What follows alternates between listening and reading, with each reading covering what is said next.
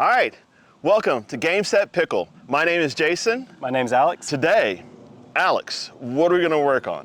Today we're going to be focusing on dinking and focusing on what an offensive dink versus a defensive dink is and having a plan behind the shot so that we're not just dinking to dink, but we actually have a plan behind it and we're trying to set up our point. Okay, awesome.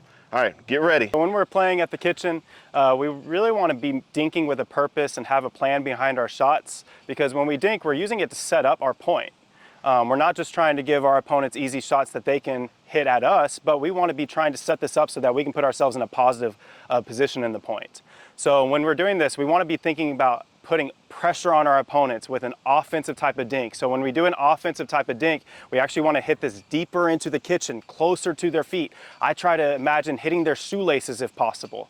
And if I can do that, that puts them in a tough position where they're either taking the ball out of the air in a very low contact point, higher likelihood that they'll mess this up and pop it up for me, or they're taking a step back to let it bounce, but they're getting off of the kitchen line. And they may not be very good about recovering right back on the kitchen line. So that puts us in a positive part of the point because of the pressure that we're putting on them. So when I'm dinking right here, I'm not trying to hit these too shallow. This is not really putting any pressure on my opponent here. But if I start getting closer to their feet, then I can get this pop-up that I can finish off the point right there. So then again, I'm trying to give them that split second to make that decision of holding their ground but taking a tough volley, or taking a step back and getting off of that kitchen line. So Alex, great tips on that.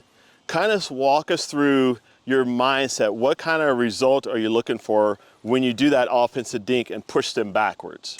So I'm really trying to see if they're off balance at all, if they're on one foot, they're leaning back, anything where they don't look like they're balanced and set up for the shot. And as soon as I recognize that my dink was successful and was able to push them in that position, I'm reaching in, I'm actually trying to see how much I can lean forward over the kitchen line and see if I can take that ball as early as possible to take time away from them. Because if they're out of position, that means it's going to take a longer time for them to get back in the right position. So the sooner I can make contact with that next ball, if they pop it up, then they're more likely I'm going to catch them in that out of position spot.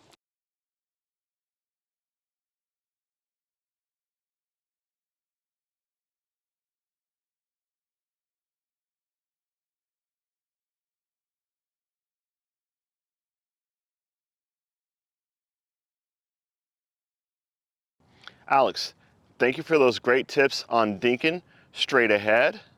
Players, I hope you can take some of the content that we just provided and use it to elevate your game.